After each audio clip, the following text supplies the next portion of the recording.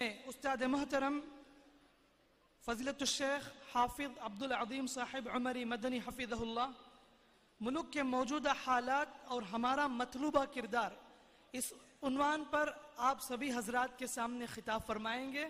तो बाद नमाज मगरिब इंशाअल्लाह शेख मोहतरम का खिताब होगा। अब ठीक इंशाअल्लाह 6:40 को अज़ान मगरिब होगी और उसके बाद 6:50 को मगरिब की नमाज पढ़ी जाएगी। तो आप सभी से गुजारिश है कि जल्द अज जल्द वज़ू से फारिग हो जाएं और उसके बाद इंशाअल्लाह प्रोग्राम आफ्टर मगरिब के बाद इंशाअल्लाह आखिरी कड़ी कायम की जाएगी। अस्सलामु अलैकुम वरहमतुल्लाहि वबरकातुहू। अल्हम्दुलिल्लाहि रब्बिल आलमीन वस्सलातु वस्सलामु अला अशरफिल अंबियाइ वल मुरसलीन व अला आलिहि व अस्हाबिहि अजमाइन व अला मन तबिअहुम बि इहसान इला यौमिद्दीन अम्मा बअद। अऊज़ु बिल्लाहि अस्समीइल अलीम मिनश शैतानिर रजीम मिन हमज़िहि व नफ़्ख़िहि व नफ़्सिहि। ज़हरल फ़सादु फ़िल बर्रि वल बहरि बिमा कसबत ऐदिन नास लियुज़ीक़हुम बअज़ल्लज़ी अमिलू लअल्लहुम यरजिऊन। मोहतरम हज़रात, आज के इस प्रोग्राम की इस आखिरी नशिस्त में मैं सबसे पहले अल्लाह तबारक व तआला का शुक्र अदा करता हूँ कि जिसने हमें बड़ी कामयाबी के साथ इस प्रोग्राम को मुनाकिद करने की तौफीक अता फरमाई। और साथ ही मैं जमीयत हदीस परनम्बट और उमराबाद के तमाम ही जिम्मेदारान की खिदमत में मुबारकबादी पेश करता हूँ और अल्लाह से दुआ करता हूँ कि अल्लाह तबारक व तआला आपकी इन मुखलिसाना कोशिशों और मेहनतों को शरफ़ कबूलियत से नवाजे। हज़रात, मुंतज़िमीन इजलास ने मुझे आपके सामने गुफ्तगू करने के लिए जो मौजू दिया है वो मौजू अभी आपने सुना कि मुल्क के मौजूदा हालात और हमारा मतलूबा किरदार।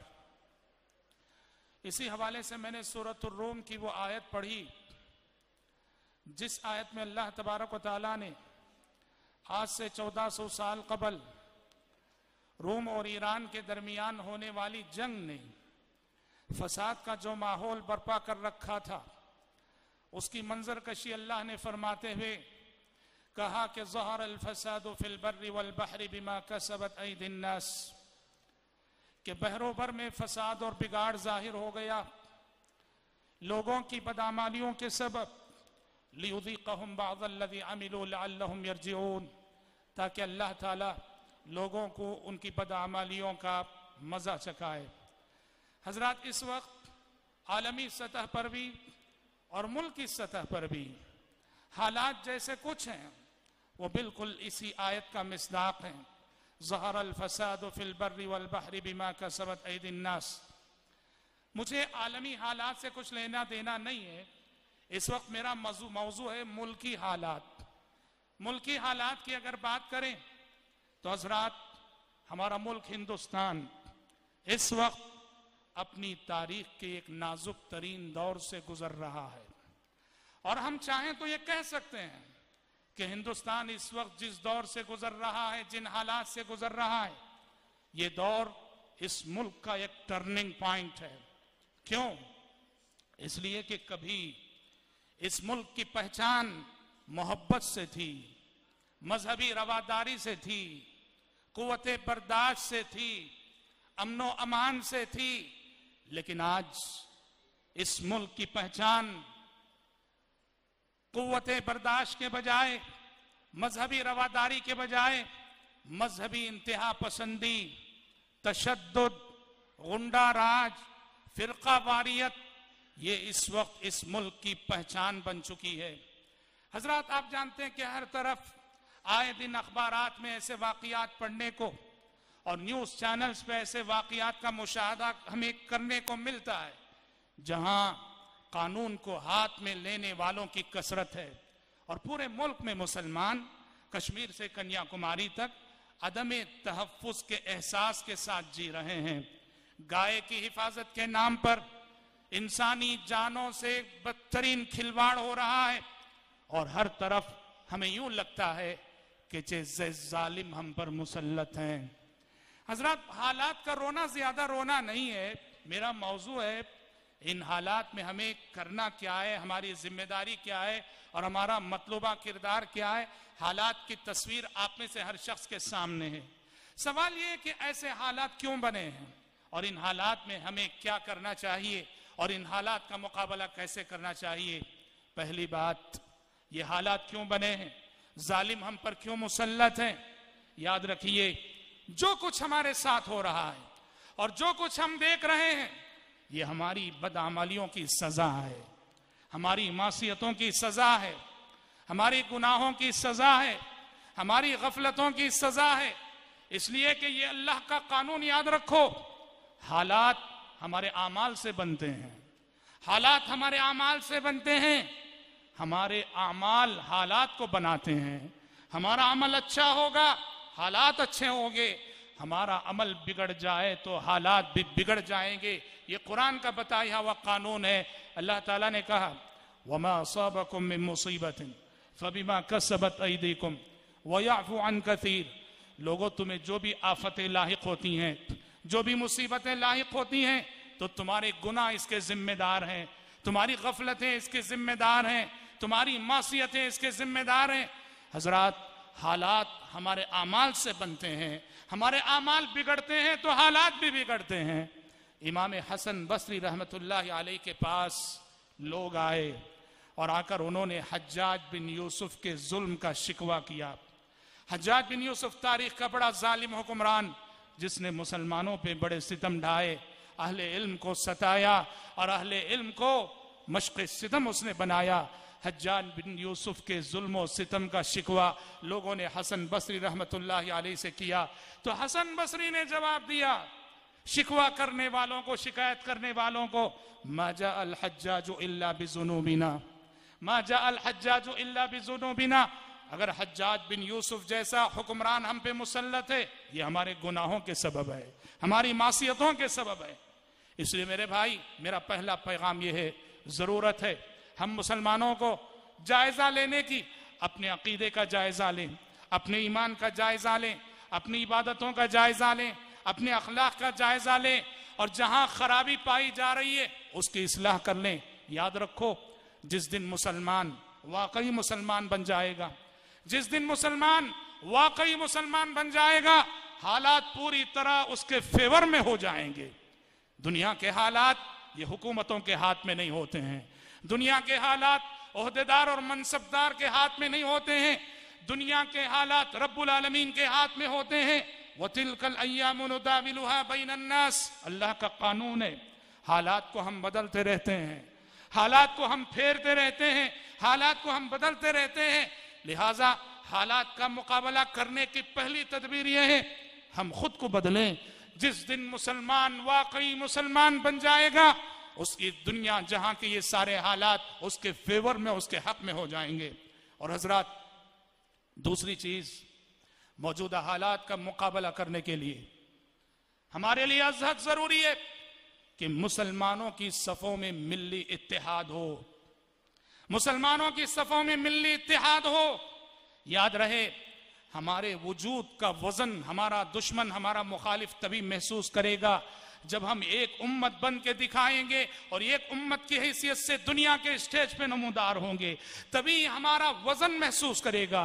अगर हम बढ़ जाएंगे, अगर हम टुकड़े टुकड़े हो जाएंगे, हम मुंतशिर हो जाएंगे, तो कुरान कहता है जिस दिन तुम बढ़ जाओगे तुम्हारी हवा उखड़ जाएगी, तुम्हारा रोब और दबदबा दुनिया वालों के दिलों पे नहीं रहेगा। कुरान ने कहा, वातिउल्लाह व रसूलहु वला तनाज़उ फतफशलू वतज़हब रिहुकुम वस्बिरू। कहा अल्लाह की इताअत करो, रसूल की इताअत करो, वला तनाज़उ, आपस में इख्तिलाफ ना करो। इख्तिलाफ करोगे तो क्या होगा? बढ़ जाओगे तो क्या होगा, फतफशलू, कमजोर पड़ जाओगे, नाकाम हो जाओगे, वतज़हब रिहुकुम, तुम्हारा रोबो दबदबा खत्म हो जाएगा, तुम बेवजन होकर रह जाओगे, तुम बेकीमत होकर रह जाओगे। हजरात, हमारी कुव्वत, हमारा इत्तेहाद है। आज जरूरत है, हिंदुस्तान के हालात इस बात का तकाजा करते हैं कि हम अपने इख्तिलाफात को मसाजिद की चहार दीवारी में और मदारिस की चहार दीवारी में महदूद रखें, और दुनिया के स्टेज पे जब हम नमूदार हों, दुनिया के स्टेज पे जब हम नमूदार हो, एक उम्मत बन के नमूदार हो, एक आवाज हमारी हो, एक पुकार हमारी हो, एक नारा हमारा हो, दुनिया मुल्क में मौजूद तमाम मुसलमान वो चाहे जहां भी रहें एक आवाज बन जाएं और जिसमें वाहिद बन जाएं, जसद वाहिद बन जाएं। इस मिल्ली इत्तेहाद के बगैर, इस मिल्ली इत्तेहाद के बगैर हालात का मुकाबला हम कर नहीं सकते। इकबाल ने कहा, एक हो जाएं तो बन सकते हैं खुर्शीद मुबीन, एक हो जाएं तो बन सकते हैं खुर्शीद मुबीन, वरना इन बिखरे हुए तारों से क्या बात बने। हजरात, मिल्ली इत्तेहाद वक्त की जरूरत है। अपनी सफ़ों में इत्तेहाद पैदा करें और हालात का मुकाबला उम्मत वाहिदा बन के करें। एक और कदम जिसका उठाना हमारे लिए अज़हद ज़रूरी है, वो ये है कि हम जिस मुल्क में रहते हैं, मुल्क हिंदुस्तान, ये गैर मुस्लिम अक्सरियत रखने वाला मुल्क है। हम गैर मुस्लिम अक्सरियत के दरमियान एक माइनॉरिटी की हैसियत से, एक अक़लियत की हैसियत से जीते हैं। ऐसे में हमारे लिए अज़हद ज़रूरी है कि हम यहाँ के गैर मुस्लिमीन से अपने ताल्लुकात को उस्तवार करें, यहाँ के गैर मुस्लिमीन से अपने ताल्लुकात को बेहतर बनाने की कोशिश करें, गैर मुस्लिमीन से हम खुद करीब हों और उन्हें अपने से करीब करने की कोशिश करें। प्यारे नबी की जिंदगी को पढ़ो। प्यारे नबी हिजरत करके जब मदीना गए, मदीने में यहूदी रहते थे। आपको मालूम है कौम यहूद वो कौम है कि मिन हैसुल कौम, कुरान में उसकी बहुत मज़म्मत की गई है। मिन हैसुल कौम, कुरान ने उसको शरीर कौम करार दिया है। लेकिन प्यारे नबी हिजरत करके जब मदीना गए, इसी कौम यहूद से आपने मुआहदा किया, इसी कौम यहूद से आपने मुआहदा किया कि चलो मदीना तुम्हारा भी शहर है, हमारा भी शहर है, हम दोनों मिलकर यहाँ की जिंदगी को पुरअमन बनाते हैं। यहूदियों के साथ आपने मुआहदा किया। सीरत की किताबों में इस मुआहदे को मीसाक़ मदीना के नाम से जाना जाता है। आज जरूरत है हम मुसलमान आपस में मिल्ली इत्तेहाद के बाद यहाँ की गैर मुस्लिम कौमों से, मुख्तलिफ मज़ाहिब के मानने वालों से अपने ताल्लुकात उस्तवार करने की कोशिश करें। और हजरात, ये सबक ना भूलो, इस मुल्क की गैर मुस्लिम मेजॉरिटी आज भी अमन पसंद है, सुलह पसंद है। फिरका परस्ती का जहन रखने वाला हिंदू, मुसलमानों से दुश्मनी रखने वाला गैर मुस्लिम, इस मुल्क में वो बहुत थोड़े हैं। इस मुल्क के गैर मुस्लिमीन की मेजॉरिटी और अक्सरियत आज भी मुसलमानों के साथ अमन के साथ जीना चाहती है, सुलह के साथ जीना चाहती है, मुसलमानों के साथ दोस्ती की रस्म और राह रखना चाहती है। और कुरान कहता है कि ऐसे गैर मुस्लिम जो हमसे लड़ते नहीं, जो हमसे दुश्मनी करते नहीं, हमें हमारे शहर से निकालने की कोशिश करते नहीं, ऐसे गैर मुस्लिमीन के साथ हुस्न सुलूक करके हम अल्लाह की मोहब्बत के हकदार बनेंगे। अल्लाह ताला ने सूरह मुम्तहिना में फरमाया, ला यन्हाकुमुल्लाहु अनिल लज़ीना लम युक़ातिलूकुम फ़िद्दीन व लम युख़रिजूकुम मिन दियारिकुम अन तबर्रूहुम व तुक़सितू इलैहिम इन्नल्लाहा युहिब्बुल मुक़सितीन। कि वो गैर मुस्लिम जो तुमसे लड़ते नहीं, तुम्हें तुम्हारे शहर से निकालने की कोशिश करते नहीं, उनके साथ हुस्न सुलूक करने से अल्लाह तुम्हें मना नहीं करता। तो हजरात, बहुत जरूरी है कि यहाँ की गैर मुस्लिम रियाया जिसकी मेजॉरिटी आज भी अमन पसंद है, सुलह पसंद है, उनके साथ हम अपने ताल्लुकात को उस्तवार करने की कोशिश करें। और खुसूसन याद रखिए, हिंदुस्तान का दलित तबका, हिंदुस्तान के दलित ये मजलूम है। जिस तरह आज मुसलमान मजलूम है, दलित भी मजलूम है। जिस तरह आज मुसलमान पिट रहा है, दलित भी पिट रहे हैं। और हजरात, तारीख बताती है कि जब भी इस मुल्क में मुसलमान और दलित करीब आए, फिरका परस्ती का जादू वहीं खत्म हो गया। जब मुसलमान और दलित एक होते हैं, मैं देखिए ये कितनी बड़ी ताकत में, मैं आपको बताता हूं। हिंदुस्तान में बहुत सारी दलित तंजीमें, बाम सेफ जैसी बहुत सारी तंजीमें, जो ब्राह्मणों की जानिब से उन पर जो सितम ढाए गए, उस जुल्म की वजह से मुसलमानों को अपना हमदर्द समझते हैं। इस्लामी मुसावात की वजह से, इस्लामी हमदर्दी की वजह से जब भी यहाँ के ब्राह्मणों ने यहाँ के दलितों को सताया है, दलितों के साथ हमदर्दी का मुजाहरा हमेशा मुसलमानों ने किया है। मैं अभी करीब में कोल्हापुर गया हुआ था। कोल्हापुर में आप यकीन कीजिए, पिछले 1 साल पहले आपको मालूम है मुस्लिम पर्सनल लॉ का मसला मीडिया में था। मुल्क की सतह पर मुस्लिम पर्सनल लॉ का मसला बड़ा गर्म था। मुस्लिम पर्सनल लॉ में मुदाखलत की बड़ी कोशिशें हो रही थी। कोल्हापुर में मुस्लिम पर्सनल लॉ की तायद में बहुत बड़ा जुलूस निकला, बहुत बड़ा जुलूस। और अगर जिन लोगों ने मुझे बताया, अगर उन्होंने मुबालगे से काम ना लिया हो, उनके बकौल इस जुलूस में 2.5 से 3 लाख लोग शरीक थे। 2.5 से 3 लाख लोग शरीक थे, और उसमें भी मेजॉरिटी हिंदुओं की थी, दलितों की थी। मेजॉरिटी हिंदुओं की थी, दलितों की थी। किस लिए निकले हैं? मुसलमानों का हक मांगने के लिए दलित निकला है, मुसलमानों का हक मांगने के लिए, मुसलमानों के फेवर में बात करने के लिए, और मुस्लिम पर्सनल लॉ की हिफाजत का नारा लेके इस मुल्क का दलित हमारी सफों में, हम शाना बशाना हमारे साथ चल रहा है। और मीडिया ने इस चीज को नजरअंदाज किया। मीडिया में इसको बिल्कुल दिखाया नहीं गया। जो साहब मुझे आके बताए थे, उन्होंने दलित के एक जिम्मेदार को भी लाके मुझसे मुलाकात करवाई, और उन्होंने वीडियो में वो मनाजिर भी दिखाए जहां तक देखो इंसानों का ठाटे मारता हुआ समंदर।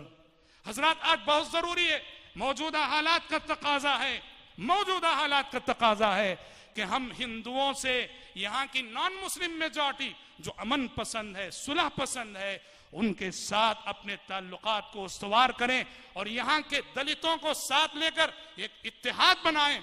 याद रखो, जिस दिन मुसलमान और दलित यहाँ अपना एक मुत्तहिदा प्लेटफॉर्म बना लेंगे, वहां आरएसएस की फिरका परस्ती की मेंटालिटी 100% फेल हो जाएगी। शर्त यह है कि हम इत्तेहाद का सबूत दें। तो हजरात, बहुत जरूरी है कि हम यहाँ के गैर मुस्लिमीन के साथ अपने ताल्लुकात को उस्तवार करें। और हजरात, रहा मसला, मेजॉरिटी तो अमन पसंद है नॉन मुस्लिम्स की, अक्सरियत तो सुलह पसंद है नॉन मुस्लिम्स की, उनके साथ हम होंगे, उनका साथ हम लेंगे। सवाल यह है, जो फिरका परस्त है उनका क्या किया जाए? जो फिरका परस्त है उनका क्या किया जाए? वीएचपी है, बजरंग दल है, बीजेपी है। याद रखो, जब फिरका परस्ती की बात आती है तो मुसलमान जज्बाती हो जाता है और तशद्दुद का मुकाबला तशद्दुद से करने की बात करता है। नहीं, यह कुरानी उसूल के खिलाफ है। अगर आप फिरका परस्ती का मुकाबला करना चाहते हैं, दुश्मनों की दुश्मनी का मुकाबला करना चाहते हैं, मुखालिफिन की मुखालफतों का मुकाबला करना चाहते हैं, तो कुरान कहता है कि दुश्मन की दुश्मनी का कामयाबी के साथ मुकाबला करने का वाहिद फार्मूला यह है कि दुश्मन को अपने अखलाक के जरिए से शिकस्त दी जाए। दुश्मन को अपने अखलाक और कैरेक्टर के जरिए से शिकस्त दी जाए। कुरान कहता है, दुश्मनी को दोस्ती में बदलने का फार्मूला जानना चाहते हो, नामुवाफिक हालात को मुवाफिक बनाने का फार्मूला जानना चाहते हो, कुरान कहता है, इदफा बिल्लती ही अहसन फइज़ल्लज़ी बैनका व बैनहु अदावतुन कअन्नहु वलियुन हमीम। इदफा बिल्लती ही अहसन, बुराई का मुकाबला भलाई से करो। जो तुम्हारे हक में बद्दुआएं दे रहा है, उसके हक में तुम दुआएं करो। जो तुम्हारे हक में कांटे बिछा रहा है, उसके हक में तुम फूल बिछाओ। जो तुम पे जुल्म कर रहा है, उसके जुल्म का मुकाबला सब्र के साथ करो। तो क्या होगा? फ़इज़ल्लज़ी बैनका व बैनहु अदावतुन कअन्नहु वलियुन हमीम। जब तुम आला अखलाक का ये किरदार लेके निकलोगे तो देखोगे कि तुम्हारा जानी दुश्मन भी, जो कल तुम्हारा जानी दुश्मन था, तुम्हारे अखलाक और कैरेक्टर की वजह से आज तुम्हारा जिगरी दोस्त बना हुआ है।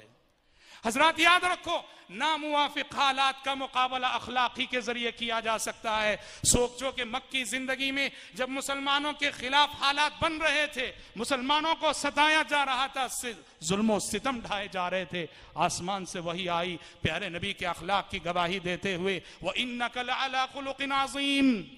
याद रखो मेरे भाई, हालात की तंगनाई से अखलाकी के जरिए निकला जा सकता है। हालात की तंगनाई से अखलाकी के जरिए निकला जा सकता है। मक्के में जब आपको मालूम है मक्के में मुसलमानों के हक में जब हालात बिगड़े, मुसलमानों को मक्के से निकालने की बात हो रही थी, सारा मक्का कह रहा था कि मुसलमान नाकाबिले बर्दाश्त है, मुसलमान यहां से निकल जाएं, मुसलमान यहां से दफा हो जाए, सारा मक्का कह रहा था। और ऐसे में जब अबू बकर निकले, इसलिए कि सारा मक्का कह रहा है, मक्के के सारे सरदार कह रहे हैं मुसलमानों के लिए शहर में कोई जगह नहीं, मुसलमान मक्के से निकल जाएं। और जब अबू बकर निकले हिजरत करने के लिए, मक्का छोड़ने के लिए, मक्का छोड़कर किसी दूसरे शहर को जाने के लिए अबू बकर निकले, रास्ते में एक मुशरिक और काफिर सरदार आ गया, उसका नाम था इब्न दुगन्ना। इब्न दुगन्ना ने कहा कि अबू बकर कहां जा रहे हो, अबू बकर कहां जा रहे हो।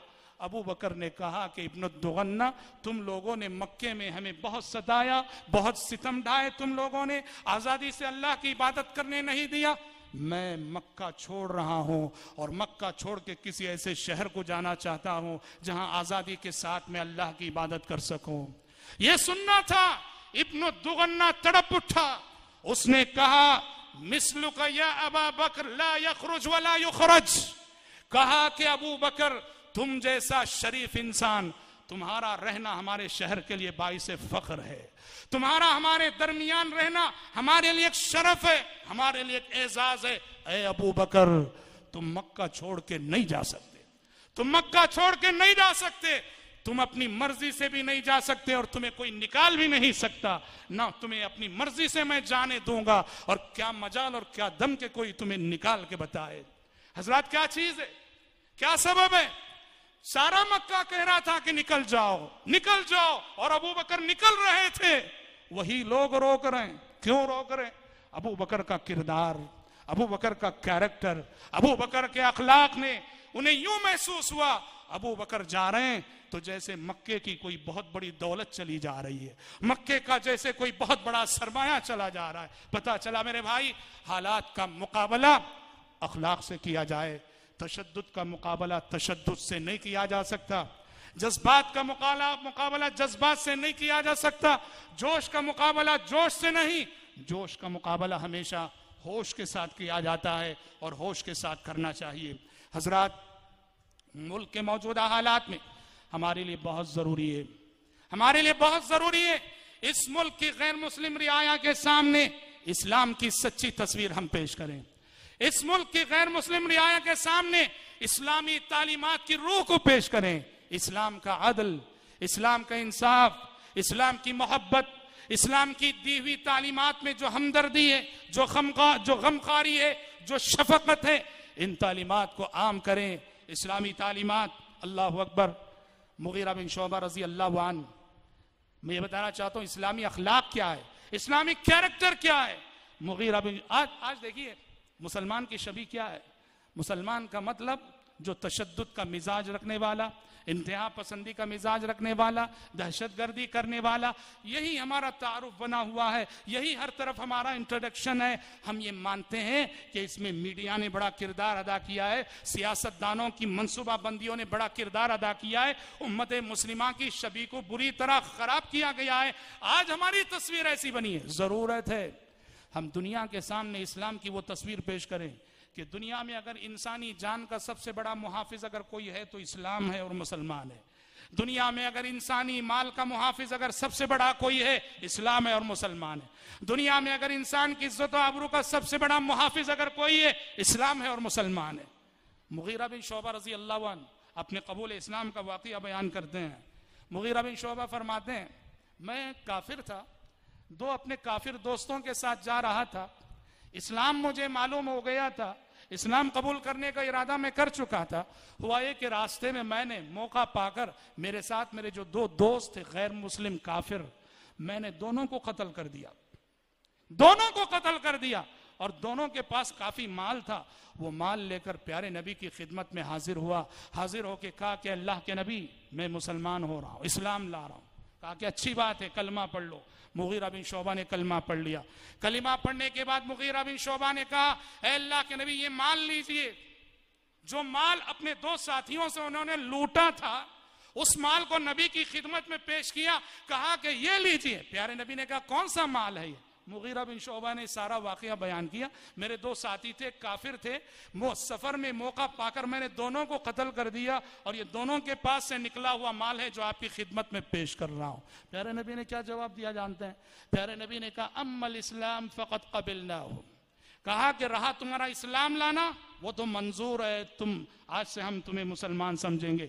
रहा ये माल फ़इन्नहा मालु गद्रिन व खियाना, ये माल धोखे का माल है, ये नाजायज तरीके से हासिल किया हुआ माल है, ये माल हमें नहीं चाहिए, ले जाओ इस माल को। गैर मुस्लिम का माल है, काफिर का माल है, लेकिन धोखे से एक गैर मुस्लिम को कत्ल किया गया। तो प्यारे नबी कह रहे गैर मुस्लिम का माल भी मोहतरम है और गैर मुस्लिम और काफिर को धोखा देकर हासिल किया गया माल हमें नहीं चाहिए। हजरात, मुसलमानों ने, हजरात सहाबा किराम रिज़वानुल्लाह अलैहिम अजमाइन ने दुनिया फतह की तो इसी अखलाक से फतह की, इसी किरदार से फतह किया। खुबैब बिन आदी रजी अल्लाह अन्हु, खुबैब बिन आदी रजी अल्लाह अन्हु, आपको मालूम है मुशरिकीन मक्का ने इन्हें गिरफ्तार कर लिया, कैद कर लिया, सूली पे लटकाने की तैयारी हो रही है, फांसी देनी है। हजरत खुबैब बिन आदी रजी अल्लाह अन्हु को हुआ ये कि हजरत खुबैब ने कहा अल्लाह के पास जाना है, सूली पे लटकना है, उसके लिए तैयारी करनी है। घर वालों से उस तरह मांगा, घर वालों ने उस तरह दे दिया, कहा कि गैर जरूरी जो बाल हैं साफ कर लेंगे, अल्लाह से मुलाकात के लिए जाना है। हजरत खुबैब के हाथ में उस तरह था। हुआ ये कि घर का एक मासूम सा बच्चा, छोटा सा बच्चा घर वालों का, जिस घर में हजरत खुबैब को बांधा गया था, वो बच्चा लुढ़कते लुढ़कते हजरत खुबैब के करीब आ पहुंचा। हजरत खुबैब ने उस बच्चे को मोहब्बत से उठाया और अपनी गोद में बिठा लिया।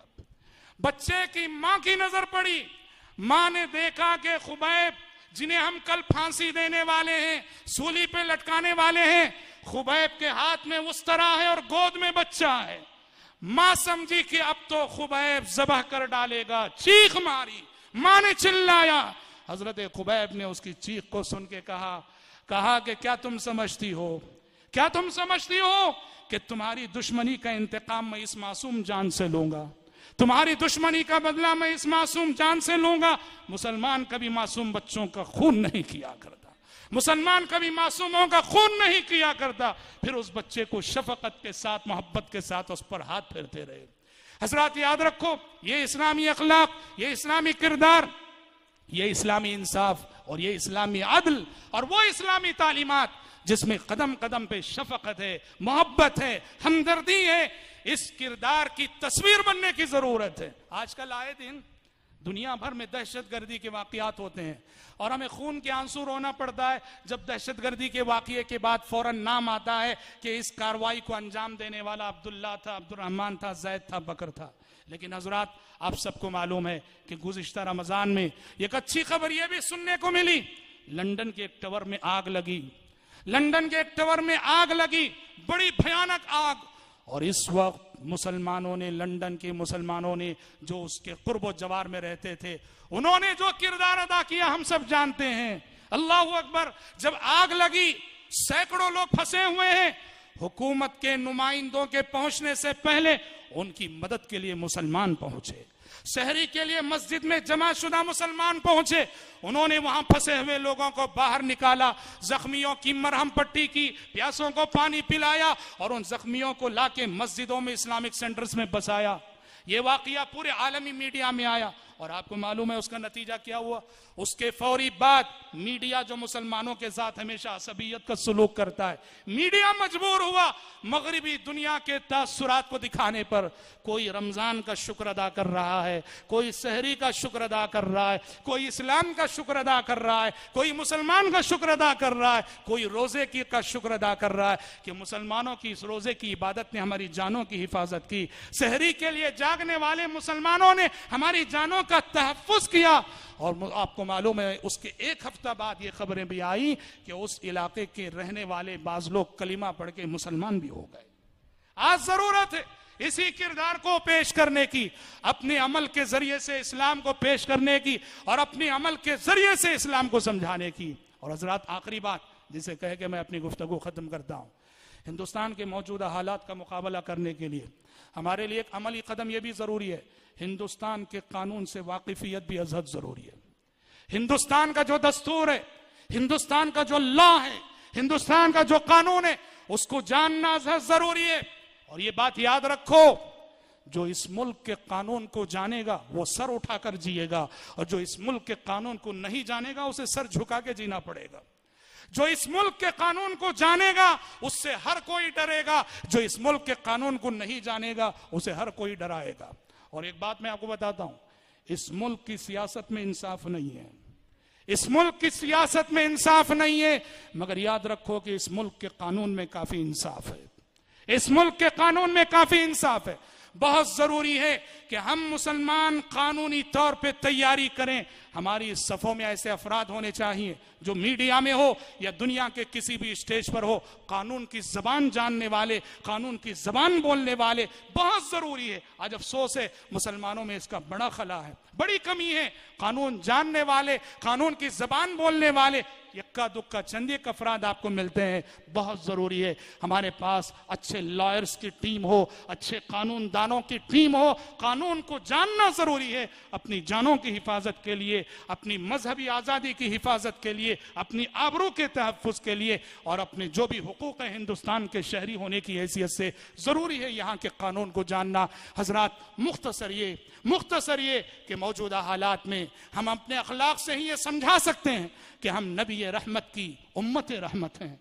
हम अपने अखलाक से ये समझाएं, जो गैर मुस्लिम जिनसे हमारा मिलना जुलना है, हमारा पड़ोसी, हमारा कारोबार का पार्टनर, हमारी गली में रहने वाला, हमारे मोहल्ले में रहने वाला, हम उसके साथ हमारा सुलूक ऐसा बदले, हमारा रवैया ऐसा बदले, हमारी गुफ्तगू ऐसी बदले, हम मिलें तो मुस्कुराते चेहरे से मिलें। वो गैर मुस्लिम है सही, उसको इज्जत दें, उसका एहतराम करें, हमारा रवैया यकसर बदल जाए। मामलात करें तो ईमानदारी के साथ करें, अमानतदारी के साथ करें। फिर देखो कि जिस दिन हम अपने अखलाक से साबित कर देंगे, अपने किरदार से साबित कर देंगे कि हम उस नबी के उम्मती हैं जिस नबी को रहमतुल लिल आलमीन कहा गया, हम उस नबी के उम्मती हैं जिस नबी को भेजते हुए अल्लाह ने ऐलान किया कि वमा अरसलनाका इल्ला रहमतन लिल आलमीन, और नबी रहमत की हम उम्मत रहमत हैं। हम जिस बस्ती में रहेंगे रहमत बनकर रहेंगे, जिस मोहल्ले में रहेंगे रहमत बनकर रहेंगे, जिस गली में रहेंगे रहमत बनकर रहेंगे, और जिस मुल्क में रहेंगे रहमत बनकर रहेंगे। हमारी जानिब से किसी बेगुनाह का खून नहीं बहेगा, हमारी जानिब से नाजायज किसी के माल पे कब्जा ना होगा, और हमारी जानिब से नाहक किसी की इज्जत आबरू पे हमला ना होगा। जबान से भी कहना है, और जबान जरूरी है कि मौजूदा हालात का मुकाबला इन खुतूत पे चल के किया जाए। अगर अभी हम नहीं संभलेंगे, वही गफलत, वही रफ्तार बेढंगी जो पहले थी सो अब भी है, अगर वही सूरत हाल रही तो फिर इकबाल की जबानी, न समझोगे तो मिट जाओगे हिंदी मुसलमानों, न समझोगे तो मिट जाओगे हिंदी मुसलमानों, तुम्हारी दास्तान तक भी न होगी दास्तानों में। दुनिया में हमारा नाम लेने वाला नहीं रहेगा, हमें जानने वाला नहीं रहेगा। अल्लाह ने हमारी हिफाजत की जमानत अगर दी है तो इस्लाम पर कायम रहने की सूरत में दी है। अगर हम इस्लाम से दूर हो जाएं, अल्लाह ने हमारी हिफाजत की कोई गारंटी और जमानत हमें नहीं दी है। यही पैगाम था जो मुझे आज इस इजलास के आखिरी खिताब में आपके सामने रखना था। दुआ है रब्बुल आलमीन से अल्लाह ताला हम मुसलमानों को और मुल्क के सारे मुसलमानों को अल्लाह ताला वो बसीरत अदा करे जिस बसीरत से वो मुल्क के नामुवाफिक हालात का मुकाबला कर सकें। अल्लाहुम्मा आमीन। फिर से मैं एक और मरतबे जमीयत अहले हदीस पन्नाम्बट और उमराबाद के तमाम ही जिम्मेदारों की खिदमत में हदियत तबरीक पेश करता हूँ और उन सब का शुक्र अदा करता हूँ कि आपने मुझे यहाँ हाजिर होकर कुछ बातें कहने का मौका जो अता किया। अल्लाह ताला आपकी मेहनतों कोशिशों को कबूल फरमाए और उसको समरावर बनाए। आमीन। व आखिर दावाना अनिल हम्दुलिल्लाहि रब्बिल आलमीन। अस्सलाम वालेकुम। अपनी जगह पर बैठे रहें।